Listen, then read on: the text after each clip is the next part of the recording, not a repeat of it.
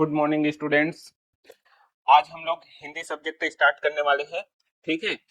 और हिंदी सब्जेक्ट में हम लोग आज पढ़ेंगे वर्णमाला। ठीक है।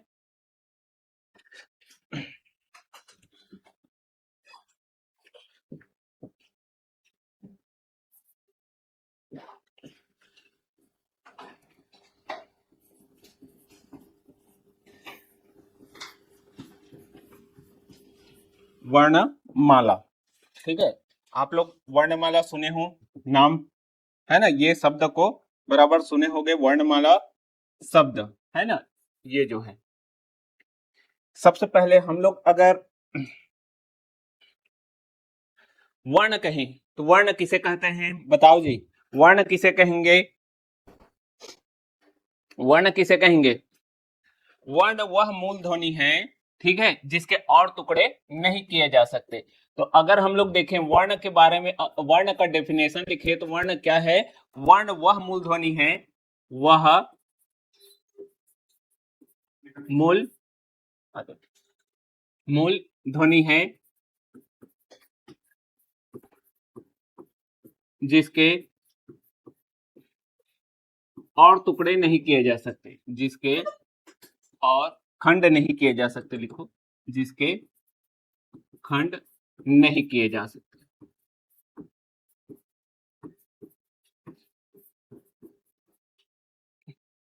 जा सकते।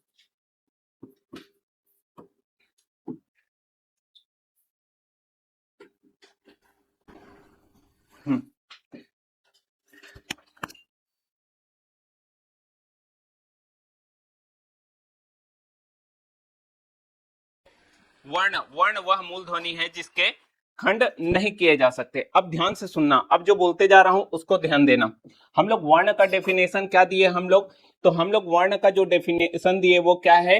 वर्ण वह मूल ध्वनि है जिसके खंड नहीं किए जा सकते। तो हम लोग जानते हैं हिंदी में अगर हम लोग देखें तो हिंदी में कितने वर्ण होते हैं जी? तो हिंदी में वर्ण कितने होते हैं, बोलो। हिंदी में वर्ण अगर देखें तो हिंदी में वर्णों की संख्या जो है, हिंदी में वर्णों की संख्या जो है कितनी होती है? तो वर्णों की जो संख्या है वो 52 होती है। कितनी होती है? 52। अब 52 होती है तो इस हिंदी में वर्णमाला माला की वर्णों की संख्या क्या होती है? हिंदी में वर्णों की संख्या कितनी होती है? 52। अब ये वर्ण जो है, ये बताओ, अब ये वर्ण व्यवस्थित रूप में है कि अव्यवस्थित रूप में है? व्यवस्थित रूप में। तो यहां से क्या निकल के आएगा? अब समझना यहाँ पर। वर्ण तो वर्ण जिसके और टुकड़े नहीं किए जा सकते। ठीक है। अब यहाँ पर माला अगर हम लोग देखते हैं, माला मतलब होता है समूह। क्या होता है? माला मतलब होता है समूह। समझ में आया? वर्ण हो गया, माला हो गया, तो वर्णों का क्या हुआ यहाँ पर? वर्णों का समूह। तो वर्णों का समूह, वर्णों के समूह को क्या कहेंगे हम लोग? तो वर्णों के समूह को हम लोग वर्णमाला कह देंगे। ऐसा है डेफिनेशन। वर्णों के समूह को वर्णमाला कह देंगे। तो अगर हम लोग देखें क स न, ये क्या है? वर्णमाला है क्या? है। क्यों? वर्णमाला का डेफिनेशन क्या है? तो वर्णों का क्या होना चाहिए? तो ये गलत डेफिनेशन है। वर्णमाला मतलब होता है वर्णों के क्या होंगे? तो वर्णमाला मतलब होता है वर्णों के क्या होंगे? व्यवस्थित समूह। वर्णों के क्या, कौन सा समूह? व्यवस्थित समूह, क्रमबद्ध समूह, व्यवस्थित या क्या होगा? क्रमबद्ध समूह या फिर सुव्यवस्थित। ठीक है, क्रमबद्ध या फिर क्या होगा? सुव्यवस्थित। सुव्यवस्थित समूह को क्या कहेंगे हम लोग? सुव्यवस्थित समूह को क्या कहेंगे? वर्णमाला कहते हैं। समझ में आया जी इतना? तो वर्णों के क्या होंगे? व्यवस्थित समूह या क्रमबद्ध समूह या सुव्यवस्थित समूह को क्या कहेंगे हम लोग? वर्णमाला कहते हैं। तो वर्णों का समूह अगर हम लोग यहाँ पर क लिख दिए, स लिख दिए, न लिख दिए, क्या ये वर्णमाला था? नहीं। तो ये क्या होगा? इनका अगर एग्जांपल देंगे तो वर्णों के व्यवस्थित समूह क्या होंगे? क, ख, ग, घ, अंक। ठीक है, ये सब क्या है? ये वर्णमाला है। समझ में आया? तो वर्णों के जो व्यवस्थित समूह है ये क्या होंगे? वर्णों के व्यवस्थित या क्रमबद्ध समूह या सुव्यवस्थित समूह को क्या कहेंगे हम लोग? वर्णमाला कहते हैं। ठीक है। अब वर्णों के व्यवस्थित और सुव्यवस्थित समूह को क्या कहेंगे? वर्णमाला कहेंगे। अब वर्णों अगर हिंदी में देखें तो हिंदी में कुल कितने वर्ण है जी? तो 52। इन वर्णमाला के भी क्या कर देते हैं, इनको दो भागों में बांट देते हैं। इन वर्णमाला को कितने भागों में बांट देते हैं, दो भागों में बांट देते हैं।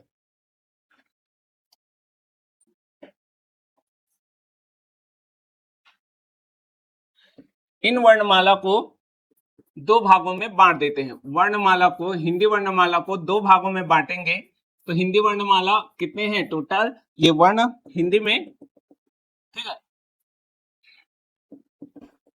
एक मिनट रुकना।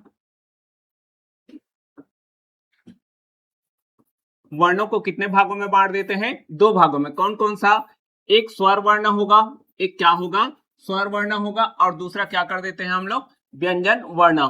ठीक है, एक हुआ स्वर वर्ण और दूसरा क्या हो गया, ये व्यंजन वर्ण। तो हिंदी में वर्णों को कितने भागों में बांट देते हैं, दो भागों में बांट देते हैं। कौन कौन सा, एक स्वर वर्ण और दूसरा क्या होगा, व्यंजन वर्ण। तो यहां पर से शुरू करते हैं हम लोग, स्वर वर्ण और व्यंजन वर्ण। तो हिंदी में वर्ण कितने होंगे, तो दो टाइप के होंगे। कौन कौन सा, तो स्वर वर्ण और क्या हो गया, ये व्यंजन वर्ण। ठीक है, स्वर वर्ण हो गया और दूसरा क्या हो गया, व्यंजन वर्ण। ठीक है, व्यंजन वर्ण। अब बताओ मेरे को, स्वर वर्ण की संख्या अगर पूछे तो स्वर वर्ण की संख्या कितनी होती है। अगर 52 में देखें तो ये हो गया 13 और दूसरा हो गया कितना, ये हो जाएगा 39। ठीक है, 13 और क्या होगा 39। अब कहां पर 11 लेना है, कहां पर 13 लेना है, उसको बाद में देखेंगे, अभी समझना। ठीक है, अब पहली बात तो ये है कि स्वर वर्ण किसे कहेंगे, तो स्वर वर्ण किसे कहेंगे, स्वर वर्ण किसे कहेंगे जी, बताओ, स्वर किसे कहते हैं, बताओ जी, वॉवेल्स। जो स्वतंत्र रूप से बोली जाए, है ना, जो स्वतंत्र रूप से बोला जाए या जिसके उच्चारण में किसी अन्य स्वरों की सहायता नहीं ली जाती है। तो जो स्वतंत्र रूप से क्या हो जाए, बोला जाए, स्वतंत्र रूप से बोला जाए, शॉर्ट में लिख दूं, ठीक है। तो स्वतंत्र रूप से क्या होगा, स्वतंत्र रूप से क्या होता है, इसका उच्चारण होता है, या स्वतंत्र रूप से क्या होगा, ये उच्चारण होगा या बोला जाएगा, तो इसे क्या कहेंगे हम लोग, स्वर कहेंगे। तो एग्जाम्पल के लिए अगर हम लोग देखें, तो स्वर वर्ण कौन कौन से होंगे, आ होगा, आ होगा, ई होगा, ई, फिर क्या होंगे, उ, उ, और क्या होंगे जी, री। री होगा कि नहीं, री होगा। फिर उसके बाद ए, ऐ, ओ, औ, अंक, आहा, बैठे, औ, अंक क्या होगा, आहा। ये सब क्या है, इनके स्वर है। तो स्वर वर्ण मतलब जो स्वतंत्र रूप से क्या हो जाए, जिसको स्वतंत्र रूप से बोले जाते हैं उसे क्या कहेंगे, जो जिन वर्णों को स्वतंत्र रूप से क्या हो जाता, बोला जाता है उसे क्या कहेंगे हम लोग, जिन वर्णों को स्वतंत्र रूप से बोला जाता है उसे क्या कहेंगे हम लोग, स्वर कहेंगे। तो ये सब क्या है जी, स्वर है। तो व्यंजन किसे कहेंगे, समझ में आ रहा है आप लोगों को, तो व्यंजन वर्ण किसे कहेंगे। तो अब बताओ मेरे को, व्यंजन वर्ण अगर हम लोग देखें,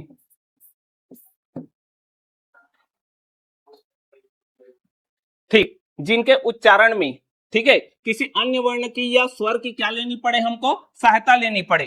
तो सहायता लेनी पड़े, तो अब यहां पर अगर हम लोग देखें तो जिनके उच्चारण में क्या होगा, जिनके उच्चारण में मतलब जिसे स्वतंत्र रूप से हम लोग क्या नहीं कर सकते, बोल नहीं सकते। तो स्वतंत्र रूप से क्या नहीं कर सकते, इसको उच्चारण नहीं कर सकते, स्वतंत्र रूप से उच्चारण नहीं कर सकते, उच्चारण नहीं कर सकते, नहीं कर सकते। या फिर क्या कहेंगे, जिनके उच्चारण में अन्य स्वरों की क्या ली जाती है, सहायता ली जाती है, जिनके उच्चारण में वह वर्ण, जिनके उच्चारण में अन्य मतलब स्वरों की क्या ली जाती है, स्वरों की सहायता ली जाती है, स्वरों की सहायता ली जाती है, उसे क्या कहेंगे हम लोग, सहायता ली जाती है, उसे व्यंजन वर्ण कहेंगे। इतना में तो समझ जाओगे ना। तो अगर हम लोग देखें तो कैसे पता चला कि किसमें हम लोग स्वर, कौन सा वर्ण स्वर है और कौन सा वर्ण व्यंजन है, बताओ जी। तो हम लोग जान गए कि जिनको स्वतंत्र रूप से हम लोग बोल सकते हैं उसे क्या कहेंगे, स्वर कहेंगे। क्या कहेंगे हम लोग, स्वर कहेंगे, वावेल, ठीक है। और जिसको हम लोग स्वतंत्र रूप से उच्चारण नहीं कर सकते उसे क्या कहेंगे हम लोग, व्यंजन कहेंगे। तो यहाँ पर अगर हम लोग देखें, अगर अ बोल के देखते हैं यहाँ पर, तो अ अगर हम लोग लास्ट तक भी बोलते जा रहे हैं करके, तो लास्ट तक क्या सुनाई दे रहा है हमको, अ सुनाई दे रहा है, दे रहा है।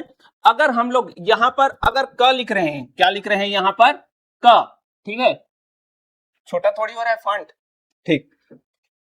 क अगर बोल रहे हैं तो क क्या है, व्यंजन है। क क्या है, व्यंजन। क को बोलो एक लंबे समय तक, क क्या सुनाई दे रहा है लास्ट में, अ, तो ये क्या सुनाई दे रहा है हम लोगों को, अ सुनाई दे रहा है। मतलब ये समझ में आ गया, क्या समझ में आ गया कि जो क है उसको बोलने में कौन से स्वर की जरूरत पड़ रही है हमको, अ स्वर की, है ना। ऐसे ही अगर मैं इसमें देखूं कि अगर बोल रहा हूं तो कि अगर मैं बोल रहा हूं तो हम लोगों को कौन सा स्वर सुनाई दे रहा है लास्ट में, ई। तो इन वर्णों को बोलने के लिए क्या की जरूरत पड़ रही है हमको, स्वर की जरूरत पड़ रही है, तो उसे क्या कहेंगे, क्या कहेंगे, व्यंजन वर्ण कहेंगे। समझ में आया इतना। तो अगर हम लोग देखें तो हिंदी वर्णमाला, वर्णमाला किसे कहेंगे, तो वर्णों के व्यवस्थित या क्रमबद्ध या सुव्यवस्थित समूह को क्या कहेंगे हम लोग, वर्णमाला कहते हैं। तो वर्ण किसे कहेंगे, तो वर्ण वह मूलधन ही है जिसके खंड नहीं किए जा सकते। अब समझना यहां पर खंड नहीं किए जा सकते। तो अब यहां पर देखना, जैसे कि अगर हम लोग यहां पर देखें तो खंड नहीं किए जा सकते, तो होगा क्या, अगर हम लोग व्यंजन और स्वर वर्ण को अगर मैं बांटा, ठीक है, क्या बांटा, हिंदी में जो वर्ण है उनको स्वर वर्ण और व्यंजन वर्ण में अगर बांटा तो क्या हुआ इसमें, वर्ण मतलब क्या हुआ, तो वर्ण मतलब इसके खंड नहीं किए जा सकते। वर्ण मतलब क्या नहीं कर सकते, इसका खंड नहीं किए जा सकते। क्लियर है, इसके टुकड़े नहीं किए जा सकते। तो होगा क्या यहाँ पर, अ का और टुकड़ा कर सकते हैं क्या, बताओ, अ को तोड़ सकते हैं क्या, नहीं।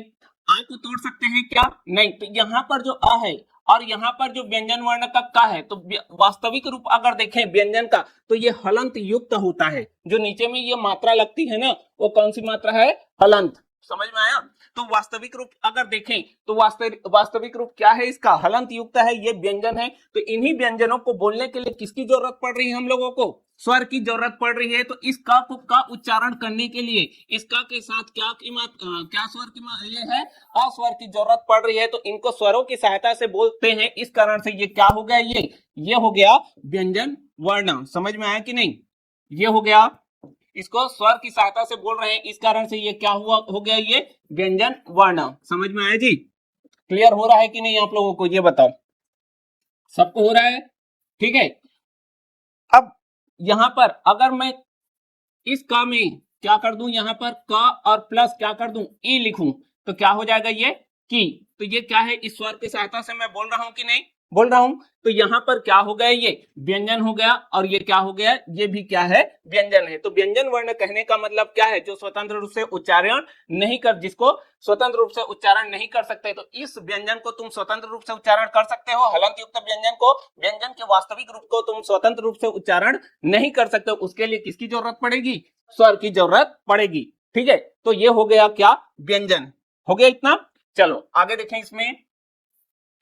अब यहां पर आता है कि भाषा की सबसे छोटी इकाई, भाषा की क्या होगी, सबसे छोटी इकाई। अगर हम लोग देखें, एक मिनट, इसमें वर्ण और अक्षर को मैं बता दे रहा हूं थोड़ा, ठीक है। अब यहां पर वर्ण और अक्षर में अंतर, वर्ण और अक्षर में अंतर।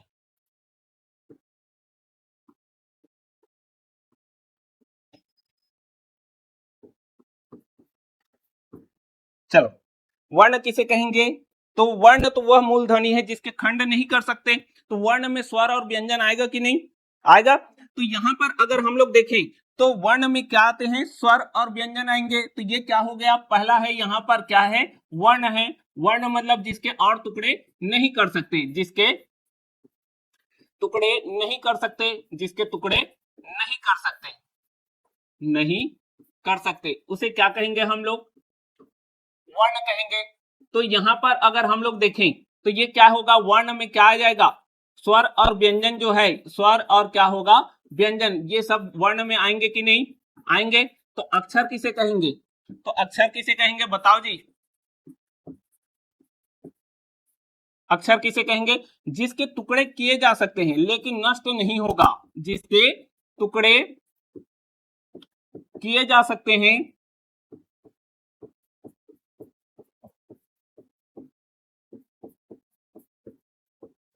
लेकिन क्या होगा, नष्ट नहीं होगा, लेकिन नष्ट नहीं होगा, नष्ट नहीं होगा, उसका अस्तित्व बचा रहेगा। अब बताओ इसमें क्या अंतर इन दोनों में, जिसके टुकड़े होंगे लेकिन उसका अस्तित्व क्या हो, टुकड़े किए जा सकते हैं लेकिन हाँ टुकड़े किए जा सकते हैं लेकिन नष्ट नहीं होगा, मतलब अस्तित्व बचा रहेगा। तो ध्यान देना यहाँ पर क्या है, अगर मैं एग्जाम्पल के तौर पर, एक उदाहरण के तौर पर अगर लिख रहा हूं, मैं अगर क लिख रहा हूं तो क व्यंजन का वास्तविक रूप है कि नहीं है? इसके और टुकड़े कर सकते हैं? नहीं। इसके और टुकड़े कर सकते हो? नहीं। लेकिन इसी क को अगर मैं इस तरह से लिखा तो अब बताओ इसको टुकड़ा कर सकता हूं कि नहीं? कैसे टुकड़ा कर सकता हूं? मैं यहाँ पर क्या लिख सकता हूं और यहाँ पर क्या लिख सकता हूं? टुकड़े होने के बाद भी क्या नष्ट हो रहे हैं ये? नहीं। इसका अस्तित्व तो बच रहा है कि नहीं? बच रहा है। तो ये जो वर्ण है ये क्या हुआ? फिर अक्षर हुआ। और ये जो वर्ण है ये सब वर्ण क्या है? ये का खा, ये जो है ये वर्ण क्या होंगे? तो ये वर्ण कहलाएंगे। ये जो है क ख ये वर्ण है जिसके क्या नहीं कर सकते, जिसके टुकड़े नहीं कर सकते। और स्वर और व्यंजन इसमें क्या है? वर्ण है। तो अक्षर जिसके टुकड़े किए जा सकते हैं लेकिन नष्ट नहीं होता है। समझ में आया? तो वो क्या होंगे? अक्षर। क्लियर है? बन जाएगा इतना। तो वर्ण और अक्षर समझ में आ गया। तो वर्ण का मतलब क्या हुआ? स्वर और व्यंजन आएगा। भाषा की क्या होगी? ये सबसे छोटी इकाई होगी। आगे मैं बता रहा हूं अभी, ठीक है? इतना में कोई दिक्कत थोड़ी है, नहीं है। अब आगे अगर हम लोग देखते हैं तो भाषा की अगर सबसे छोटी इकाई अगर हम लोग देखें तो भाषा की सबसे छोटी इकाई अगर हम लोग देखते हैं इसमें, ठीक है जी, अगला है भाषा। ठीक है, तो भाषा से पहले थोड़ा सा हम लोग क्या कर लेते हैं, हम लोग लिपि को थोड़ा जान लेते हैं। ठीक है, लिपि को थोड़ा जान लेते हैं। लिपि क्या होती है? लिपि किसी भी भाषा में वर्ण को जो लिखने का तरीका है वो क्या होगा? लिखने का जो तरीका है वो क्या होगा? लिखने का तरीका। तो लिखने का तरीका ही क्या कहलाएगा? लिखने का तरीका क्या कहलाएगा? लिपि। ठीक है, लिपि। ठीक है, अब दूसरा ये है, जैसे कि अगर हम लोग देखें तो हिंदी में कौन सा लिपि यूज किया जाता है जी? तो हिंदी में कौन सा लिपि? हिंदी में कौन सा लिपि? देवनागरी लिपि। जो हम लोग लिख रहे हैं वो कौन सा लिपि है? तो देवनागरी लिपि है। दूसरा अंग्रेजी में, इंग्लिश में कौन सा लिपि है? तो अंग्रेजी में कौन सा? रोमन। क्या होगा? रोमन लिपि का यूज किया जाता है। होता है कि नहीं? ठीक है, तीसरा है, अगर हम लोग देखें पंजाबी अगर देखते हैं तो क्या होगा? यहाँ पर गुरुमुखी। क्या होगा? गुरुमुखी लिपि का यूज करते हैं। ठीक है, और संस्कृत में भी अगर हम लोग देखें, तो संस्कृत में भी कौन सा लिपि जी? तो संस्कृत में कौन सा लिपि? तो देवनागरी लिपि का यूज करते हैं। समझ में आया? इतना हो गया जी। ठीक है, अब यहां पर अगर हम लोग देखें तो लिपि चिन्ह किसे कहेंगे? तो सुनना, लिपि से क्या बनेगा? लिपि चिन्ह। लिपि से क्या बनेगा? लिपि चिन्ह। तो किसी भी वर्ण को जब हम लोग क्या देते हैं? लिखित रूप में आकृति देते हैं। जैसे कि अगर ये क है तो क को हम लोग क्या किए? क में जब साउंड ये निकाला तो साउंड, अगर मैं क का साउंड निकाल रहा हूं तो उस क को आकृति दिया, ये दिया जो, तो ये क्या हुआ? ये लिपि चिन्ह हुआ। तो लिपि चिन्ह ये क्या है? वर्ण है कि नहीं ये बताओ पहले। है, वर्ण हुआ। तो यहां से एक चीज निकल के आएगा। क्या निकल के आएगा? अब सुनना, तो भाषा की जो सबसे छोटी इकाई है, तो भाषा की अगर सबसे छोटी इकाई देखें तो भाषा की सबसे छोटी इकाई अगर हम लोग देखते हैं तो भाषा की सबसे छोटी इकाई, ठीक है, चलो, भाषा की सबसे छोटी इकाई क्या बनेगी? वर्ण बनेगी। वर्ण बनेगी। अब ये क्या है, कैसे है वो समझते हैं। तो भाषा की सबसे छोटी इकाई अगर लिखित रूप में पूछे तो क्या होगा?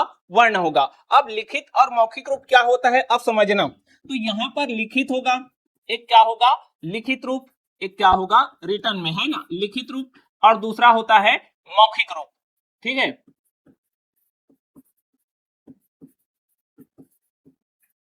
मौखिक रूप और लिखित रूप में क्या है? जिसको हम लोग, मैं बोल रहा हूं वो क्या है? मौखिक है, और लिख रहा हूं वो क्या है? लिखित है। अगर मैं क लिखा, ठीक है, क लिखा, तो इसके लिए कौन सा साउंड निकाला मैं? क। ये हुआ, तो ये जो इसके लिए जो साउंड निकाला वो क्या है, ध्वनि है कि नहीं, ध्वनि है। तो इसको उच्चारण करने के लिए वर्णों का उच्चारित रूप है कि नहीं, ये वर्णों का उच्चारित रूप है कि नहीं, इसको मैं किससे ये कर रहा हूं, केवल बोल करके बता रहा हूं। तो वर्णों का जो उच्चारित रूप है उसको क्या कहेंगे हम लोग, ध्वनि कहेंगे कि नहीं, है ना।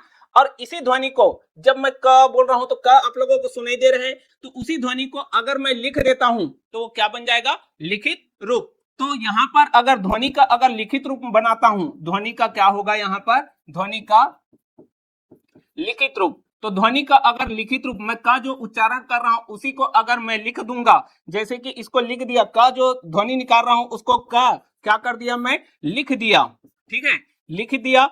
तो यहां पर ये क्या हो गया, ये वर्ण हो गया, क्या हो गया, ये वर्ण हो गया। तो ध्वनि का लिखित रूप क्या होगा, ध्वनि का लिखित रूप क्या होगा, वर्ण होगा, और वर्ण का उच्चारित रूप क्या होगा, ध्वनि होगा। समझे कि नहीं, समझ में आ रहा है। वर्णों का उच्चारित रूप क्या होगा, तो वर्णों का उच्चारित रूप क्या होगा, वर्णों का उच्चारित रूप ध्वनि होगा, और ध्वनि का क्या होगा, ध्वनि का लिखित रूप क्या होगा, तो वर्ण होगा। समझ में आया, समझ में आ गया। तो ये बताओ मेरे को, अब मैं इसको क्या कर सकता हूं, मैं बांट सकता हूं कि नहीं। भाषा की अगर सबसे छोटी इकाई बोले तो किसके आधार पर, उच्चारण की लिखित, ये क्या है, ठीक है, लेखन के आधार पर। अगर हम लोग देखें तो भाषा की सबसे छोटी इकाई अगर पूछे तो भाषा की सबसे छोटी इकाई किसके आधार पर, लेखन के आधार पर पूछे, तो लेखन के आधार पर क्या होगा बताओ। तो भाषा की सबसे छोटी इकाई जो होगी लेखन के आधार पर, किसके आधार पर, लेखन के आधार पर क्या होगी बताओ। तो लेखन के आधार पर, लेखन के आधार पर क्या होगी जी, बताओ जी, आधार पर क्या है बताओ, वर्ण है कि ध्वनि है, वर्ण। तो लेखन के आधार पर क्या होगी, ये वर्ण होगी, लेखन के आधार पर क्या होगी, ये वर्ण होगी। क्लियर है कि नहीं, कोई डाउट है, नहीं। तो ये हो गया वर्ण।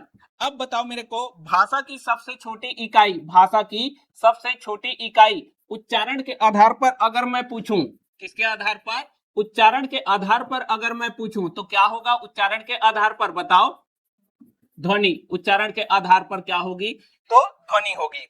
समझ में आए अब, ठीक है। इसीलिए देखना कई ठो पेपर में क्या हो जाता है, वर्ण दिया रहता है या ध्वनि भी ले लेते हैं, तो दोनों एक दूसरे का क्या है, पर्याय है। तो यहाँ पर जो लिपि चिन्ह है ये वर्ण है। तो यहाँ पर एक चीज मैं लिख सकता हूँ, क्या लिख सकता हूँ, यहाँ पर लिख सकता हूँ, जो लिपि चिन्ह है वही वर्ण है कि नहीं, और जो वर्ण है वही ध्वनि है कि नहीं, है ना। तो लिपि चिन्ह और क्या होगा, लिपि चिन्ह, वर्ण और ध्वनि, वर्ण ध्वनि, वर्ण और ध्वनि एक दूसरे के क्या होंगे, पर्याय होंगे कि नहीं, ये बताओ।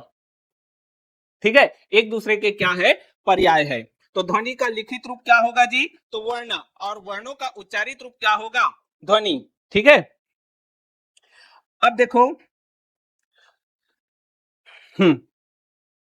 और दूसरे तरीके से अगर मैं सिद्ध करना चाहूं तो इस तरह से भी सिद्ध कर सकते हैं इसको। अगर हम लोग देखें तो व्याकरण में कितने, अगर व्याकरण हम लोग पढ़ते हैं तो व्याकरण के 3 अंग होते हैं। तो यहाँ पर व्याकरण हमें क्या सिखाता है, तो व्याकरण हमें क्या सिखाता है, तो व्याकरण के द्वारा हम लोग किसी भी भाषा का शुद्ध लेखन, शुद्ध उच्चारण और शुद्ध प्रयोग सीखते हैं। ठीक है, तो हिंदी व्याकरण या किसी भी भाषा का जो व्याकरण है, ठीक है जी, व्याकरण क्या सिखाता है हमको, तो व्याकरण हम लोगों को क्या सिखाता है, जो व्याकरण है किसी भी भाषा का जो व्याकरण है, उस व्याकरण में हम लोग क्या सीखते हैं, व्याकरण में हम लोग क्या सीखते हैं जी, तो किसी भी भाषा का शुद्ध क्या होगा, उच्चारण होगा, शुद्ध क्या होगा, उच्चारण। किसी भी भाषा का क्या सीखते हैं, उसमें शुद्ध उच्चारण सीखते हैं। दूसरा शुद्ध लेखन, क्या सीखते हैं इसमें, शुद्ध लेखन, शुद्ध लेखन। और इसका क्या सीखेंगे तीसरा, तो शुद्ध क्या सीखेंगे, प्रयोग। ठीक है, शुद्ध क्या सीखेंगे हम लोग, प्रयोग। ये हमें किसी भी भाषा का क्या सिखाता है, व्याकरण सिखाता है। ठीक है, शुद्ध प्रयोग। ठीक है, समझे कि नहीं इतना। तो कोई भी व्याकरण, किसी भी भाषा का जो व्याकरण है वो हमें क्या सिखाता है, तो हमें ये सिखाता है किसी भी भाषा में क्या होगा, शुद्ध उच्चारण करना चाहिए, शुद्ध लेखन करना चाहिए, और शुद्ध क्या करना चाहिए, प्रयोग करना चाहिए। अब व्याकरण के कितने अंग होते हैं, अगर व्याकरण के अंग पूछे तो व्याकरण के कितने अंग होंगे, 3 अंग होते हैं। तो व्याकरण के कितने अंग होंगे जी, तो व्याकरण के 3 अंग होते हैं। कौन कौन सा, तो व्याकरण के 3 अंग होंगे। तो सबसे पहले क्या आएगा, वर्ण आएगा। सबसे पहले क्या होगा, वर्ण, सबसे पहले वर्ण, फिर उसके बाद दूसरा आएगा यहां पर वर्ण से मिलकर के दो वर्णों के मेल से जो सार्थक, दो वर्णों के जो वर्णों के सार्थक समूह को, दो वर्णों के सार्थक समूह को क्या कहेंगे हम लोग, शब्द कहेंगे। और शब्द जब मिलते हैं तो क्या बनता है, वाक्य बनते हैं। तो इनके आधार पर भी अगर हम लोग देखें तो व्याकरण की सबसे अगर शुरुआत कहां से हो रही है, वर्ण से, तो भाषा की भी क्या होगी, वो सबसे छोटी इकाई होगी। होगी कि नहीं, इतना समझ में आ गया। तो क्या क्या हुआ, वर्ण और क्या हुआ यहाँ पर, शब्द। तो यहाँ पर 3 अंग है और तीनों में अगर हम लोग देखें तो तीनों में सबसे छोटी क्या है, वर्ण है। तो वर्ण कहने का मतलब भाषा की क्या है, सबसे छोटी इकाई, लेकिन किसके आधार पर, लेखन के आधार पर दिया हुआ है। समझ में आ रहा है इतना। अब वहां पर क्वेश्चन में कहीं पर अगर मेंशन नहीं किया है, ठीक है, तो जो ऑप्शन रहेगा, वर्ण रहेगा तो वर्ण लेना, ध्वनि रहेगा तो ध्वनि लेना। समझ में आया इतना, क्लियर है इतना, बन जाएगा। अब अगर मेरे को एक क्वेश्चन अगर करूं तो एक चीज मेरे को बताना, भाषा की सबसे छोटी इकाई अर्थ के आधार पर पूछूं तो क्या बताओगे, ये बताओ मेरे को। भाषा की सबसे छोटी इकाई किसके आधार पर, अर्थ के आधार पर अगर पूछूं, अर्थ के आधार पर अगर पूछूं तो क्या बताओगे, इसका आंसर ये बताओ। वर्ण कोई अर्थ देता है क्या, आ बोलने से कोई अर्थ निकलता है, क बोलने से, लेकिन उसी चीज को कमल बोल दूंगा तो कोई अर्थ निकला, आम बोलो तो अर्थ निकला। तो कहने का मतलब जब दो वर्णों का मेल होता है, वो भी सार्थक मेल है ना, सार्थक दो वर्णों के जो समूह बनेंगे और उस समूह का क्या निकलता है, अर्थ निकलता है, तो उसे शब्द कहेंगे। और शब्द क्या देगा, अर्थ दे रहा है कि नहीं। तो यहां पर अगर देखें तो भाषा की सबसे छोटी इकाई किसके आधार पर, अर्थ के आधार पर देखें तो क्या होगा, अब बताओ मेरे को, तो शब्द होगा। क्या होगा, ये शब्द। यहां से समझ में आ गया, शब्द हो गया। अब भावार्थ के आधार पर पूछ दे तो भावार्थ कब निकलेगा, आप अपने अंदर के भाव को कैसे व्यक्त करेंगे, केवल एक शब्द से कि एक वाक्य से, वाक्य से। तो भाषा की अगर सबसे छोटी इकाई अगर पूछ दे किसके आधार पर, भावार्थ के आधार पर, तो क्या हो जाएगा, वाक्य हो जाएगा। बन जाएगा इतना। तो इस तरह से हम लोग क्या कर सकते हैं, हिंदी वर्णमाला का इस तरह से हम लोग यहां तक पढ़ सकते हैं। अब आगे देखते हैं, इतने में कोई डाउट थोड़ी है, नहीं है, क्लियर है जी। तो चलो थोड़ा सा रिवीजन कर लेते हैं। वर्ण किसे कहेंगे, तो वर्ण क्या है, ध्वनि है। तो ध्वनि का वह रूप जिसका क्या नहीं कर सकते हम लोग, और टुकड़े नहीं कर सकते, तो वो क्या होगा, वर्ण कहलाएगा। ठीक है। अब वर्ण को कितने भागों में बांटे हैं हम लोग, दो। कौन कौन सा, एक स्वर वर्ण है और एक व्यंजन वर्ण है। स्वर वर्ण किसे कहेंगे, जो स्वतंत्र रूप से क्या होता है, जिनका उच्चारण होता है, उसे क्या कहेंगे हम लोग, स्वर वर्ण कहेंगे। या जिनमें जिनके उच्चारण में किसी अन्य की जरूरत नहीं पड़ती है, उसे क्या कहेंगे, स्वर वर्ण। तो स्वर मतलब आ ई ये सब होंगे। 52 वर्ण जो है, 52 वर्ण है, उन 52 वर्णों को दो भागों में बांटे गए हैं। कौन कौन सा, स्वर वर्ण और व्यंजन वर्ण। तो उसमें स्वर वर्ण क्या है, उसका डेफिनेशन, जिसको स्वतंत्र रूप से बोले जाते हैं उसको क्या बोलेंगे हम लोग, स्वर वर्ण। व्यंजन वर्ण किसे कहेंगे हम लोग, जो जिसको स्वतंत्र रूप से नहीं बोला जा सकता, जिसके उच्चारण के लिए किसी अन्य स्वर की क्या होती है, हमको जरूरत होती है, तो उसे क्या कहेंगे हम लोग, व्यंजन वर्ण कहेंगे। तो व्यंजन का अगर वास्तविक रूप देखें तो क के नीचे क्या लगा रहता है, हलंत। मतलब जो क ख ग घ तुम लोग जो पढ़े हो व्यंजन में, उसका वास्तविक रूप क्या होता है, हलंत युक्त होता है। क्या युक्त होता है, वो हलंत युक्त होता है। जैसे ही उसमें क्या लगा देते हैं, मात्रा लगा देते हैं, तो वो व्यंजन स्वर की सहायता से क्या हो जाता है, उच्चारित होने लगता है। तो उस कारण से उसे क्या कहेंगे हम लोग, व्यंजन वर्ण। तो व्यंजन वर्ण का डेफिनेशन क्या हुआ, तो वे वर्ण जिनको स्वरों की सहायता से क्या किया जाता है, बोला जाता है, तो उसे क्या कहेंगे हम लोग, व्यंजन वर्ण कहेंगे। हो गया इतना। अब एक तो अगला मिलेगा आप लोगों को पद। क्या मिलेगा, पद। बताओ जी, पद क्या है, पद क्या है बताओ।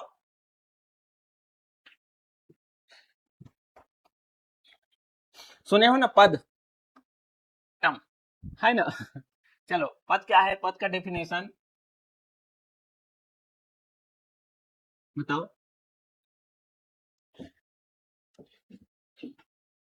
ये बताओ, सीता, घर,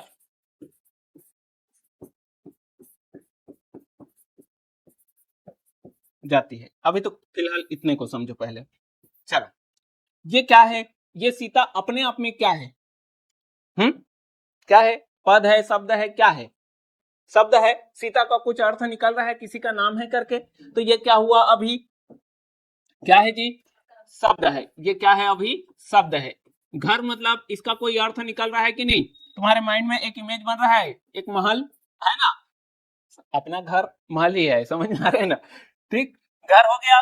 अगर मैं कमल लिख रहा हूं तो कमल भी क्या है, एक शब्द है, तो पद भी तो एक शब्द है कि नहीं, लेकिन ऐसा नहीं है, सुनना, जब ये अकेले प्रयोग होता है, ये क्या है, अकेला है ना, ये अकेला जब हम लोग बोलते हैं, इसके आगे पीछे कुछ नहीं है।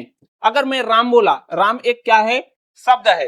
अगर मैं कमल बोला तो कमल एक शब्द है। अगर मैं घर बोला तो घर भी क्या है, एक शब्द है। लेकिन जब ये, जैसे कि सीता घर जाती है, सीता घर जाती है, ठीक है, तो सीता घर जाती है, ये क्या हुआ, यहां पर भी सीता क्या है, एक शब्द है कि नहीं है। लेकिन यहां पर जब कोई भी शब्द क्या होता है, वाक्य में जब प्रयोग हो जाता है और लिंग वचन तथा व्याकरणों के बंधन से बंध जाता है वो, या व्याकरणों के नियमों से बंध जाता है, तो उसे क्या कहेंगे हम लोग, पद कहेंगे। इस सीता के लिए क्या है, स्त्रीलिंग है, ठीक है। तो ये जो सीता है वो किससे बन गई है, तो ये लिंग वचन कारक काल इन सब के बंधनों में या व्याकरणों के नियम के बंधनों में क्या हो गई है, वो बंध गई है, तो उसे क्या कहेंगे हम लोग, पद कहेंगे। तो अब सीता यहां पर क्या है, तो यहां पर सीता क्या है, पद है। यहां पर सीता क्या है, ये पद है, समझ में आ रहा है यहां पर। लेकिन इसी सीता को केवल मैं सीता बोलूं तो क्या है, वो शब्द है। अगर मैं घर को घर केवल बोलूं तो क्या है, वो शब्द है, ठीक है। तो मेरा घर बहुत अच्छा है करके मैं बोला तो फिर क्या हुआ, वो घर पद बन गया, याद हो जाएगा इतना, ठीक है। अब आगे देखते हैं, जब कोई शब्द क्या हो जाते हैं, लिंग वचन तथा व्याकरणों के नियमों के अनुसार क्या हो जाते हैं, बंध जाते हैं, तो वो शब्द शब्द न होकर के क्या होता है, वो पद होता है, बन जाएगा इतना, ठीक है। तो आगे हम लोग देखते हैं, अब स्वर और व्यंजन जो है, ठीक है, स्वर और व्यंजन पढ़ डाले। अब स्वर को भी क्या कर देते हैं हम लोग, बांट देते हैं। स्वर को क्या कर देते हैं हम लोग, बांट देते हैं। तो कैसे बांटेंगे हम लोग, तो स्वरों, अभी हम लोग व्यंजन वर्ण और स्वर वर्ण पढ़े हैं, तो स्वरों को भी क्या कर देते हैं हम लोग, बांट बांट के पढ़ते हैं। तो रचना के आधार पर, बनावट के आधार पर, और किसके आधार पर, बोलने में लगने वाले समय के आधार पर क्या कर देते हैं हम लोग, बांट देते हैं। क्या बोला मैं, स्वरों को क्या कर देते हैं हम लोग,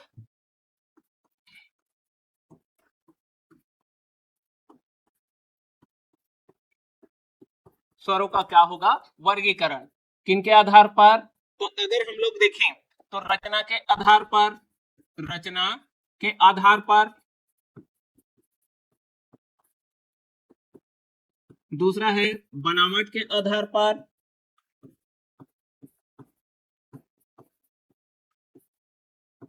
और तीसरा है प्रयोग के आधार पर हम लोग क्या कर देते हैं, बांट देते हैं। तो प्रयोग के आधार पर बांट दिए।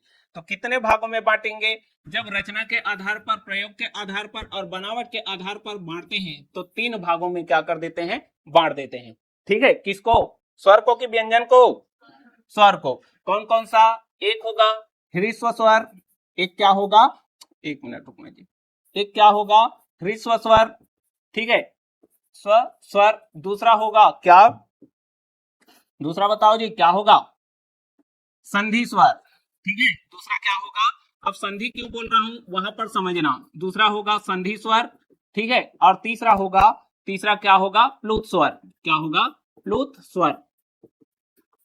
प्लुत स्वर जानते हो आप लोग, जिस किसी को दूर से बुलाते हो ना, मोहन ऐसे करके, वो होता है प्लुत, ठीक है। और पहाड़ों में जा जाके जो चिल्लाते नहीं रहते हैं, वो भी क्या होता है, प्लुत होता है, ठीक है। तो ये क्या हुआ, ह्रस्व स्वर, संधि स्वर, और क्या हुआ, प्लुत स्वर। तो पहला स्वर क्या है इसमें, तो पहला हम लोग, ये हो गया दूसरा और ये हो गया तीसरा, ठीक है जी। तो पहला क्या है, इधर नेक्स्ट स्लाइड में देखते हैं। पहला हो गया यहाँ पर, क्या हो गया, ये ह्रस्व स्वर, ये क्या होगा, ह्रस्व स्वर। और ह्रस्व स्वर को ही क्या बोला जाता है, लघु, क्या होगा ये, लघु स्वर कहेंगे। और लघु स्वर को ही क्या कहेंगे हम लोग, मूल स्वर कहेंगे। क्या स्वर कहेंगे इसको, मूल स्वर। और मूल स्वर को ही क्या कहेंगे हम लोग, प्राकृतिक स्वर कह देते हैं। क्या कह देते हैं इसको, प्राकृतिक स्वर कह देते हैं। समझ में आया इतना। अब ह्रस्व मतलब क्या हुआ, सबसे छोटा।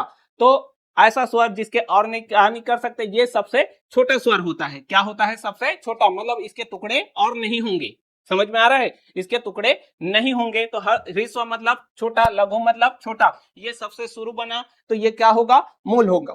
तो कौन कौन से होते हैं, तो ह्रस्व स्वर अगर हम लोग देखें तो कौन कौन सा होगा, जितने भी छोटे हैं और क्या होगा जी, ई, और क्या होगा उ, और ये जो है री, ये क्या है, ह्रस्व स्वर होते हैं। ठीक है, जिनको बोलने में, जिनके उच्चारण में क्या लगता है, कम समय लगता है, जिनके उच्चारण में क्या लगता है, कम समय लगता है, तो उसे क्या कहेंगे हम लोग, क्या स्वर कहेंगे, ह्रस्व स्वर कहेंगे। इसी को और एक नाम से बोलते हैं, दो, एक आधार स्वर भी बोल देते हैं, इसी को क्या बोल देते हैं हम लोग, आधार स्वर भी कह देते हैं, और इसी को जड़ स्वर भी कह देते हैं। किसी के आधार को जड़ बोलते हैं कि नहीं, बोलते हैं ना, तो जड़ स्वर भी कह देते हैं। समझ में आया, इतना बन जाएगा कि नहीं जी, इतना बन जाएगा। तो वे स्वर जिनके उच्चारण में क्या लगते हैं, कम समय लगते हैं, या वे स्वर जिनके और टुकड़े नहीं कर सकते, या बोलने वाले लगने के समय के आधार पर क्या है ये, अगर हम लोग देखें वे स्वर जिनके उच्चारण में क्या लगते हैं, कम समय लगते हैं, तो अगर मैं इनका डेफिनेशन देना चाहूं तो वे स्वर जिनके उच्चारण में क्या लगते हैं, जिनके उच्चारण में कम समय लगते हैं, कम मतलब ये ह्रस्व उच्चारण में कम समय लगते हैं, कम समय लगते हैं, उसे क्या कहेंगे हम लोग, कम समय लगते हैं, उसे क्या कहेंगे हम लोग, ह्रस्व स्वर कहेंगे। या फिर जी वे स्वर जिनके और टुकड़े नहीं कर सकते, अ का और टुकड़ा कर सकते हो, ई का, उ का नहीं कर सकते, तो जिनके और टुकड़े नहीं कर सकते, और जिनको बोलते समय या जिनको उच्चारण करते समय एक मात्रा जितना क्या लगता है, समय लगता है। क्या बोला मैं, जिनके उच्चारण या जिनको बोलने में कितना समय लगता है, एक मात्रा जितना समय लगता है। इस कारण से इस ह्रस्व स्वर, क्या बोला मैं, ह्रस्व स्वर को क्या बोलेंगे हम लोग, एक मात्रिक स्वर कहते हैं। क्या कहते हैं इसको, एक मात्रिक स्वर कहेंगे। क्या कहेंगे, एक मात्रिक स्वर। किसको कहते हैं जी, एक मात्रिक स्वर। तो लघु स्वर, ह्रस्व स्वर, आधार स्वर, जड़ स्वर, प्राकृतिक स्वर, और एक तो क्या मिल गया, एक मात्रिक स्वर मिल गया। ठीक है, तो जिन स्वरों के उच्चारण में कम समय लगे या एक मात्रा का समय लगता है, उन्हें क्या कहेंगे हम लोग, ह्रस्व स्वर। तो इस कारण से इस लघु स्वर को क्या कहेंगे हम लोग, एक मात्रिक स्वर कहेंगे। ठीक है, अब देखो दूसरा है, दूसरा क्या लिखे जी, संधि स्वर। दूसरा क्या है, संधि स्वर। संधि मतलब क्या होता है, संधि स्वर, संधि मतलब क्या होता है ये बताओ पहले। संधि मतलब जोड़ होता है, अस्थि संधि, जोड़, ज्वाइंट को बोलते हैं ना। संधि मतलब क्या होता है, जोड़ होता है। तो यहां पर क्या होंगे, दो स्वर वर्ण क्या होंगे, जुड़ेंगे। तो जुड़ेंगे तो यहां पर क्या होगा, जिनको बोलने या उच्चारण में कितने समय लगे, दो मात्रा जितना क्या लगता है, समय लगता है, तो इसे क्या कहेंगे हम लोग, द्विमात्रिक स्वर कहेंगे। क्या कहेंगे इसको, द्विमात्रिक स्वर। या जिन वर्णों का अगर निर्माण होता है तो वो संधि के नियमों से होता है। इनका निर्माण क्या होता है, इन स्वर, संधि स्वर का जो निर्माण होता है, संधि स्वर का जो निर्माण होता है, आप समझना पहले, संधि स्वर का जो निर्माण होगा वो दो वर्णों के मेल से होगा। निर्माण क्या होगा, संधि के नियमों अनुसार, है ना, संधि के नियम से। संधि समझते हो ना, संधि समास, संधि के नियम से। तो कैसे होगा, तो यहाँ पर संधि स्वर का जो निर्माण होता है संधि के नियम से होता है। जैसे कि अगर मैं एग्जांपल देखूं, एग्जांपल अगर मैं देखूं, यहाँ पर अ और प्लस अ दोनों मिलकर के क्या बन जाएंगे जी, आ बनेंगे कि नहीं बनेंगे। तो ये बताओ, अ और अ मिला तो ये क्या हुआ, आ बना। तो ये कौन सा संधि है, तो संधि आगे हम लोग पढ़ेंगे, ये कौन सा संधि है, तो दीर्घ स्वर संधि है। तो संधि के नियमों अनुसार बना कि नहीं है जी, दीर्घ स्वर संधि है। तो संधि के नियमों अनुसार बना ये। अब दूसरा अगर हम लोग देखें, जैसे कि अगर मैं देखूं यहाँ पर अ और ई मिलकर के क्या बने, तो यहाँ पर अ और ई मिलकर के ए बने, तो ये कौन सा संधि है जी, क्या होगा, कौन सा संधि, थोड़ा मोड़ा तो आता होगा ना संधि, कौन सा संधि है, रमाधन ईस, गजधन ईस, गणधन ईस, क्या होगा, गणेश बोलते हो, रमाधन ईस, रमेश बोलते हो कि नहीं। ये कौन सा संधि है, तो ए बन रहा है, तो ये क्या होगा, गुण स्वर संधि होता है। ये क्या होगा, गुण स्वर संधि होगा। अभी मैं बताऊंगा इसमें, ये अभी मत जानो, जान रहे हो तो अच्छी बात है, नहीं तो हम पढ़ाएंगे जी आप बाद में फिर। ठीक है, और देखो यहाँ पर अ और ए मिल जाएगा, अ और क्या हो जाएगा, ए मिल जाएगा, तो क्या बनेगा, ये आय बनेगा। तो ये क्या होगा, वृद्धि स्वर संधि होगा। वृद्धि स्वर क्या होगा, ये संधि होगा। समझे? तो ये संधि जो है, अब यहां पर कुछ चीजों को मैं जिक्र करूंगा, उसको समझना। यहां पर जो संधि स्वर है, ये संधि स्वर का जो निर्माण होता है वो किनके नियम अनुसार होता है? संधि के नियम के अनुसार से होता है।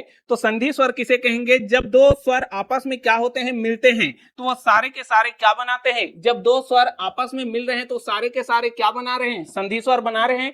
तो यहां पर अगर मैं लिखना चाहूं तो लिख सकता हूं, जब दो स्वर आपस में मिलते हैं तो क्या बना रहे हैं? संधि बना रहे हैं, स्वर संधि, संधि स्वर बना रहे हैं। अब इसका जब मैं विभाजन करूं, इसको मैं अगर मैं बांटना चाहूं तो क्या देखने को मिल रहा है? यहां पर अगर देखें तो ये सजातीय है कि नहीं? अ के साथ अ आया और ई के साथ ई आएगा तो सेम सेम वर्ण आ रहा है, मतलब क्या है? एक ही जाति के हैं। तो ये क्या बना? यहाँ पर कैपिटल ई मतलब बड़ा ई बना, बना कि नहीं? बड़ा ई। तो ये बताओ सेम सेम वर्ण आए कि नहीं? और दूसरे में क्या हुआ? दूसरे में अलग अलग वर्ण आए। तो यहां पर मैं इन किसको? इस संधि स्वर को, ये सब क्या है? संधि स्वर है। इस संधि स्वर को अगर मैं इसको दो भागों में क्या कर सकता हूं? बांट सकता हूं। एक होगा सजातीय स्वर, सजातीय को ही क्या बोल दूंगा मैं? दीर्घ बोल दूंगा। यहां पर सजातीय लिखो पहले, सजातीय दीर्घ स्वर, सजातीय क्या होगा? ये दीर्घ होगा। ठीक है जी, एक मिनट, सजातीय या दीर्घ लिख लेना। ठीक है, सजातीय या क्या बोल देंगे इसको? दीर्घ स्वर। और दूसरा क्या होगा? दूसरा होगा विजातीय। विजातीय मतलब अलग अलग स्वर वर्ण होंगे, तो विजातीय स्वर। और इसी को क्या बोलेंगे हम लोग? संयुक्त स्वर कहेंगे। क्या कहेंगे इसको? संयुक्त स्वर कहेंगे। अब समझना, यहां पर पहला है सजातीय स्वर। पहला क्या है? सजातीय स्वर है। सजातीय स्वर को और क्या बोलते हैं हम लोग? दीर्घ स्वर।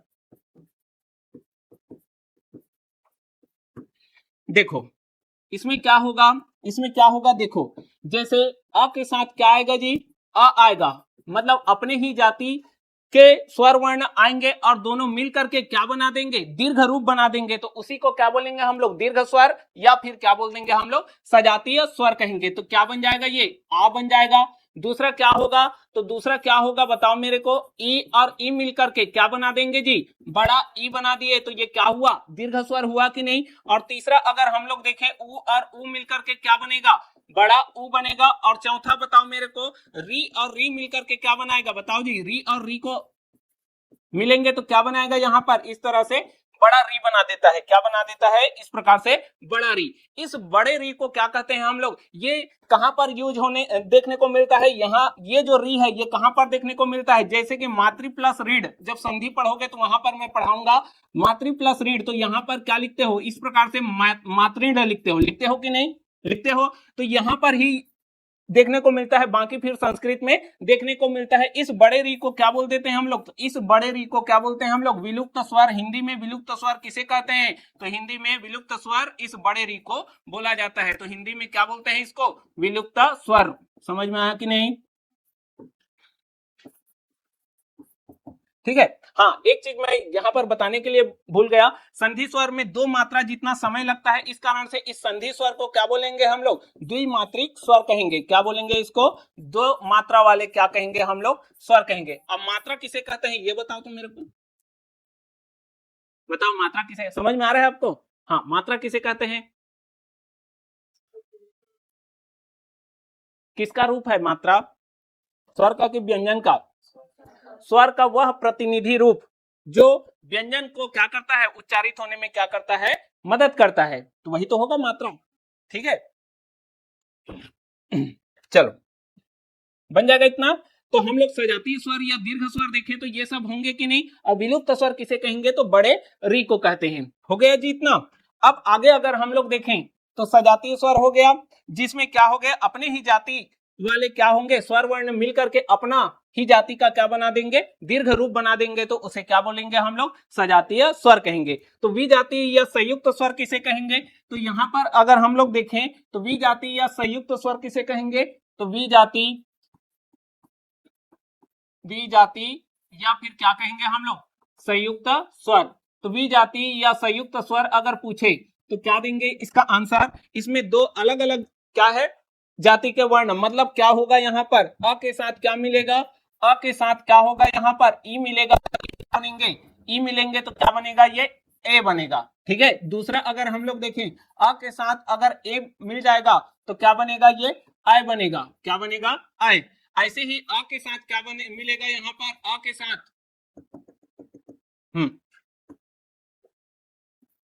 अ के साथ क्या मिलेगा यहाँ पर, अ के साथ अगर क्या मिला, ए मिला, क्या ये सॉरी ओ मिलेगा तो क्या बनेगा यहाँ पर, ओ बनेगा, ओ बनेगा। और दूसरा अ के साथ क्या मिलेगा यहाँ पर, आओ, तो ये हो जाएगा ओ बनेगा, तो क्या होगा यहाँ पर, आओ बनेगा। तो ये बताओ दोनों अलग अलग जाति के वर्ण है कि नहीं, ये है। और ये दोनों अलग अलग जाति के वर्ण है और दोनों वर्ण मिलकर के एक नए स्वर का निर्माण करते हैं जिसे क्या कहेंगे हम लोग, विजातीय या संयुक्त स्वर कहेंगे। बन जाएगा इतना।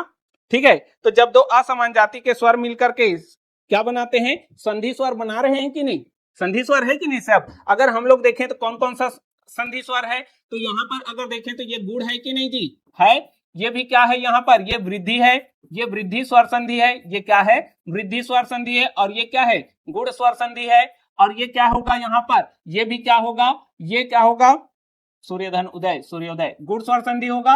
और ये क्या होगा, वृद्धि स्वर संधि, ये क्या होगा, वृद्धि स्वर संधि। तो संधि स्वर बनाते हैं और ये क्या होंगे, ये जितने भी होंगे ये सब क्या है, दीर्घ रूप में है, तो ये क्या होगा, दीर्घ स्वर संधि होंगे।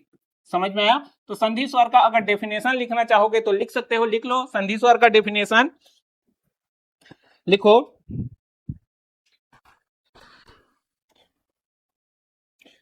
जिन स्वरों का निर्माण स्वर संधि के नियमों से हो, जिन स्वरों का निर्माण स्वर संधि के नियमों से हो, वो हो गया हो, वो सारे के सारे संधि स्वर कहलाते हैं।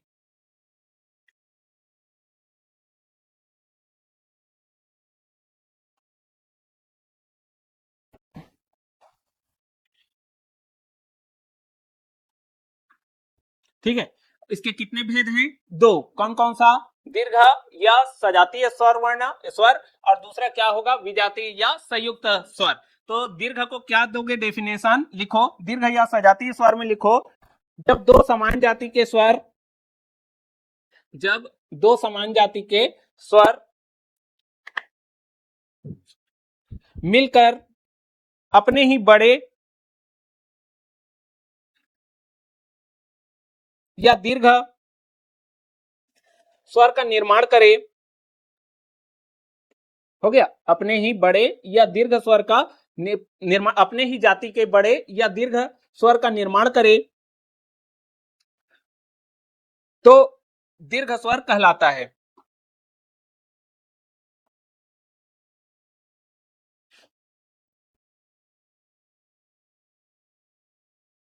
हो गया जी। दूसरा लिखो, ठीक, क्या है विजातीय, जब दो असमान जाति के स्वर मिलकर,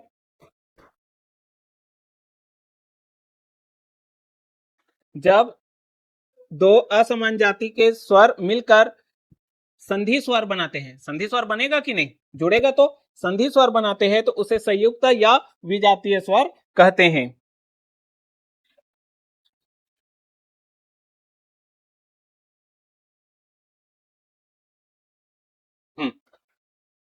हो गया, एग्जाम्पल से तो समझ गए हो। और एक चीज याद रखना, इसको बोलने में कितने मात्रा इतना समय लगता है, दो मात्रा जितना समय लगता है। इस कारण से इसे क्या कहेंगे, संधि स्वर को द्विमात्रिक स्वर कहेंगे। समझ में आया इतना। तो ये बताओ, जब संधि स्वर द्विमात्रिक है तो दीर्घ होगा कि द्विमात्रिक, संयुक्त होगा कि द्विमात्रिक स्वर, होगा ना, संधि स्वर का ही तो पार्ट है ना वो। ठीक है, तो ये क्या होंगे, द्विमात्रिक स्वर। अब तीसरा है प्लुत स्वर, तीसरा क्या है, प्लुत स्वर। अब प्लुत स्वर क्या होता है, ये देखो, प्लुत स्वर आप लोग ओम बोलते हो, ओम, ओम बोलते हो, ओम ऐसे कुछ समय तक बोलते हैं, ओम ऐसे बोलते हैं, थोड़ा सा क्या करते हैं उसकी मात्रा को बढ़ाते हैं। तो प्लुत स्वर क्या होता है, जैसे कि हम लोग किसी को क्या करते हैं, हम लोग बुलाते हैं या जोर से चिल्ला करके हम लोग उनको बुलाते हैं, जैसे कि मोहन ऐसे बोलते हैं, ठीक है, सीता ऐसे बोलते हैं। जो यहाँ पर इस तरह से क्या लगता है, इस तरह से इस टाइप से जो लगा रहता है, जैसे कि अगर हम लोग देखें तो मोहन, ऐसे अगर मैं बोल रहा हूं तो यहां पर इस मोहन के लिए इस तरह से लगता है, इस तरह से, जैसे कि राम ऐसा बोल रहा हूं मैं, ये क्या लिखा है यहां पर, राम अगर लिख रहा हूं तो ये हो जाएगा राम, ऐसे।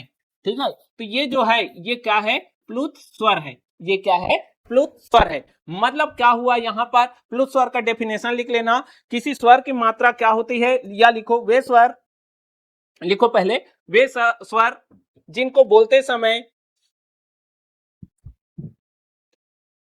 उनकी ध्वनि लगातार बढ़ जाती है, वे स्वर जिनको बोलते समय, जिनको बोलते समय क्या होती है, उनकी जो ध्वनि है लगातार क्या हो जाती है, बढ़ जाती है,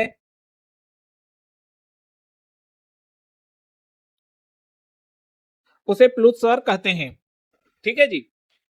अब यहां पर अगर देखें, ठीक है, तो यहां पर देखो, अगर मैं ना बोल रहा हूं, ना में आ की मात्रा है कि नहीं है, इस न में अगर अ की मात्रा है तो उस यहां पर अगर मैं ना बोल रहा हूं लास्ट में, तो इसमें अ की मात्रा है, और इस अ की मात्रा को हम लोग क्या कर रहे हैं, बढ़ा रहे हैं। तो इसमें जो स्वर की जो ध्वनि है वो लगातार क्या हो रही है, बढ़ रही है, तो इसे क्या कहेंगे हम लोग, प्लुत स्वर कहेंगे। और प्लुत स्वर को ही क्या बोलते हैं हम लोग, त्रिमात्रिक स्वर कहते हैं। क्या कहते हैं इसको, त्रिमात्रिक स्वर। तो त्रिमात्रिक स्वर किसे कहेंगे हम लोग, तो त्रिमात्रिक स्वर किसको कहेंगे, प्लुत स्वर को कहते हैं। मतलब इसको बोलने में कितना, जो ह्रस्व स्वर है उसका कितना गुना, 3 गुना समय लगता है, इस कारण से इसे क्या कहेंगे हम लोग, त्रिमात्रिक स्वर कहते हैं। ठीक है, तो 3 गुना, ठीक है, ह्रस्व से 3 गुना या संधि स्वर से अधिक समय लगता है, इस कारण से क्या कहेंगे, इसे त्रिमात्रिक स्वर कहेंगे। बन जाएगा कि नहीं इतना। ठीक है, डायरेक्ट पूछता है त्रिमात्रिक स्वर किसे कहते हैं, तो प्लुत स्वर। अब मेरे को यह बताना, एक क्वेश्चन है, इसमें से कौन सा दीर्घ स्वर है, पहला अ, दूसरा आ, तीसरा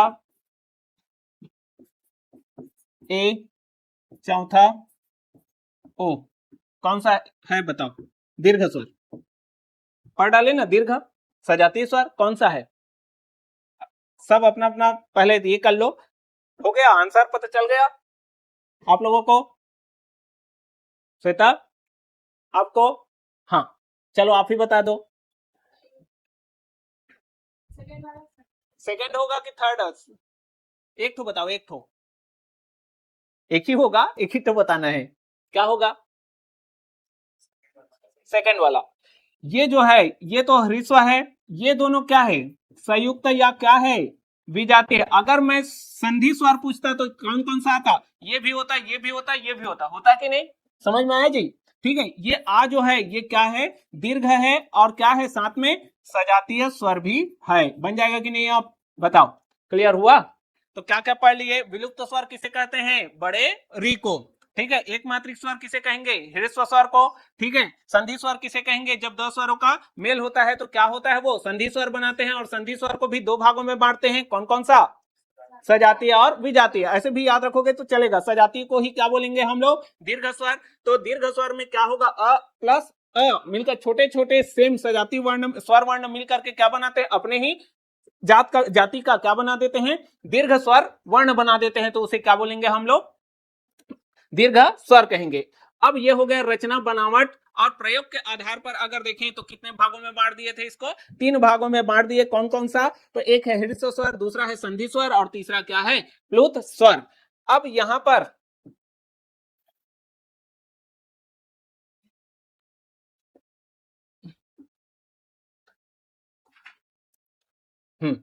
अब यहां पर अगर तीसरा देखते हैं, तो यहां पे जब हम लोग बोलते हैं तो जीभ जीभ से उच्चारण करते हैं। तो अगर हम लोग देखें तो जीभ के उच्चारण के आधार पर अगर हम लोग बांटे, तो जीभ के द्वारा उच्चारण के आधार पर अगर बांटे तो कितने भागों में बांटेंगे, अभी स्वर का ही भेद पढ़ रहे हैं ना। तो जीभ के उच्चारण के आधार पर अगर देखें हम लोग, तो जीभ के उच्चारण के आधार पर, जीभ ये टंग वाला ना, तो जीभ के उच्चारण के आधार पर, उच्चारण जीभ के उच्चारण के आधार पर स्वर को कितने भागों में बांटेंगे, ये बताओ पहले, थोड़ा बड़ा तो पढ़े होगे जी, है ना। चलो बताओ जी, आपका क्या नाम है जी, शारदा, सान्या, हाँ अच्छा, मेरे को थोड़ा सा ये हो ये हो रहा है। चलो ठीक है, चलो सानिया बताओ, जीभ के उच्चारण के आधार पर ये जो जीभ है, ठीक है, जीभ है, उसके उच्चारण के जब आ ई बोल रहे हो तो जीभ क्या हो रहा है, अपना पोजीशन थोड़ा मोड़ा चेंज कर रहा है कि नहीं, है ना। कहीं पर क्या हो रहा है, वो धस रहा है, प्रेशर ज्यादा पड़ रहा है, कहीं पर एयर जो है टच हो रहा है, ऐसे ही तो हो रहा है ना। तो अगर मैं जीभ के उच्चारण के आधार पर अगर मैं बोलूं तो कहीं पर जब आ बोल रहा हूं तो जीभ का पहला फ्रंट वाला मतलब अग्र भाग थोड़ा सा वाइब्रेट हो रहा होगा, जब मैं आ बोल रहा हूं तो क्या हो रहा होगा, पीछे वाला हो रहा होगा। इस तरह से अग्र, मध्य और क्या हो रहा है, पश्च, इन तीनों भागों में क्या हो रहा है, अलग अलग प्रभाव डाल रहा है। तो अगर हम लोग देखें तो ये जीभ है, जीभ का ये वाला हिस्सा क्या कहलाएगा, ये अग्र, ठीक है, अग्र भाग। और ये क्या होगा यहाँ पर, ये जो होगा ये मध्य भाग, ये क्या होगा, मध्य भाग। और तीसरा क्या होता है, अंदर वाला भाग, ये क्या होगा, पश्च भाग होता है। क्या होता है, ये पश्च भाग। तो इसी भाग के आधार पर ही हम लोग क्या कर देंगे, स्वर को, ठीक है, किसको, स्वर को कितने भागों में बांट देंगे हम लोग, 3 भागों में बांट देंगे। तो कौन कौन सा होगा, तो कौन कौन सा होगा, तो जीभ के उच्चारण के आधार पर अगर स्वरों का भेद देखें तो पहला होगा, इधर बीच में क्या रखना, मध्य को रखना, क्या रखना यहाँ पर, मध्य, ये हो गया मध्य स्वर। पहला है अग्र स्वर, पहला क्या है, अग्र स्वर। दूसरा क्या है, मध्य स्वर। और तीसरा होगा, क्या होगा जी, तीसरा पश्च स्वर होगा। तीसरा क्या होगा, पश्च स्वर। क्लियर है कि नहीं, इतना हो गया। क्या क्या मैं बोला, अग्र स्वर, मध्य स्वर और पश्च स्वर। तो मध्य स्वर में किसको रखना, सबसे शुरू वाले को। कौन सा आएगा सबसे शुरू में, स्वर में अ क्या होगा यहाँ पर, अ जो होगा ये क्या होगा, ये मध्य स्वर होता है। अ जो होता है वो क्या होता है, मध्य स्वर होता है। बन जाएगा इतना। तो अ जो होगा वो क्या होगा, मध्य स्वर होगा। इसी मध्य को क्या बोलते हैं हम लोग, सेंटर भी बोलते हैं। तो इसी मध्य को हम लोग क्या बोल देते हैं, अ जो है इसी को एक और नाम दिया जाता है, इसको बोला जाता है केंद्रीय स्वर। इसे क्या बोलते हैं हम लोग, केंद्रीय स्वर। बन जाएगा जी, कुछ नया नया चीज मिल रहा है, ठीक है। इसी अ को क्या हो बोलते हैं हम लोग, इसी को का को बोलेंगे कौन सा स्वर जी, तो केंद्रीय स्वर कहते हैं। क्या स्वर बोलते हैं इसको, केंद्रीय स्वर। बन जाएगा इतना। अब पश्च स्वर किसको कहेंगे, जो तीन जैसे आकृति वाला है ना, जितने भी स्वर, कौन कौन सा है, आ है, तीन जैसे दिख रहा है, उ दिख रहा है, ओ दिख रहा है, औ दिख रहा है, दिख रहा है कि नहीं जी, दिख रहा है। ये सब क्या होंगे, क्या होंगे, पश्च में रखना, पश्च में रखना। कौन कौन सा होगा, तो आ होगा, कौन सा होगा, और उ होगा, बड़ा उ होगा, और क्या होगा, ओ होगा, आ होगा। ये सब क्या होंगे, पश्च स्वर होंगे। क्या होंगे, पश्च स्वर होंगे, ठीक है। अब यहां पर अग्र स्वर में किसको रखना, जो बचा है कौन कौन सा, अभी सुनना, ई ए और क्या हुआ यहां पर, आय हुआ। और कुछ बचा, अभी छोड़ना कुछ चीजों को। री को यहां पर मत लेना, री को क्या नहीं करना, यहां पर मत लेना। कितना हुआ देखो, 1 2 3 4 5 6 7 8 9 और ये हो गया 10, ठीक है। अब यहां पर एक चीज मैं बोला कि हिंदी में कितने स्वर होते हैं, 13। मूल स्वर पूछेंगे तो 11 होते हैं, मूल स्वर पूछेंगे तो 11 होते हैं। अंक और आह को छोड़ देंगे तो अ से क्या होगा, आओ तक, आ से आओ तक 11 होते हैं। अब इस 11 में भी क्या हो रहा है यहाँ पर, इस 11 में तो ये हो गया, अब ओ आओ ये हो गया, आ से कहां तक हुआ, आओ तक 11 होंगे ना। टोटल कितने हो रहे हैं, 1 2 3 4 5 6 7 8 9 10 और 11। मूल स्वर कितने हैं, 11। उस 11 में री को नहीं लेना है। क्यों नहीं लेना है, अब सुनना। मैं अगर रीता बोल रहा हूं तो रीता में ये रीता और ये रीता लिखने में कोई, उच्चारण में कोई दिक्कत है, दोनों का मतलब क्या हो रहा है, सेम हो रहा है। मतलब रीता बोल रहा हूं और रीता कौन सा री है पता चल रहा है। तो इन दोनों का क्या होता है, उच्चारण सेम हो जाता है। मतलब अगर मैं र प्लस ई लिख रहा हूं, र प्लस ई लिख रहा हूं तो भी री लिखा रहा है, और इसको अगर मैं री लिख रहा हूं तो भी री लिखा रहा है। इस कारण से इसको क्या कर देते हैं, इसमें हटा देते हैं। बन जाएगा इतना, ठीक है। तो इसका इस प्रकार से क्या होगा, तो अग्र स्वर किसे कहेंगे, तो वे स्वर जिनको बोलते समय क्या होगा, जीभ का अग्रभाग क्या होगा, तो जिनका अग्रभाग क्या हो, जीभ का अग्रभाग अगर प्रभावित हो रहा है तो उन स्वरों को क्या कहेंगे हम लोग, अग्र स्वर। और वे स्वर जिनको बोलते समय जीभ का कौन सा भाग, मध्य भाग अगर प्रभावित होगा तो उसे मध्य स्वर, और मध्य स्वर में कौन सा आएगा, अ आएगा। और वे स्वर जिनको बोलते समय जीभ का कौन सा भाग, पश्च भाग अगर प्रभावित होगा तो उसे क्या कहेंगे हम लोग, आ बोलने से यहां पर से आ रहा है जैसे लगता है कि नहीं, ई बोलने से जीभ का अग्रभाग थोड़ा सा होता है, ठीक है। तो इस टाइप से क्या होगा, तो मध्य स्वर, डायरेक्ट क्वेश्चन ये आता है कि इनमें से कौन सा मध्य स्वर है, तो क्या रहेगा आंसर, और केंद्रीय स्वर पूछेंगे तो भी अ, और आ बोलने से क्या आ जाएगा, वो पश्च स्वर। तो जितना भी तीन जैसे है अ को छोड़ करके जितने भी तीन आखिरी तीन नंबर जैसे बन रहा है ना, जिसका शेप, तो वो क्या होंगे, पश्च स्वर होंगे। समझ में आया इतना, तो आज के लिए इतना रखें, एक बार रिवाइज कर लेंगे हम लोग, ठीक है।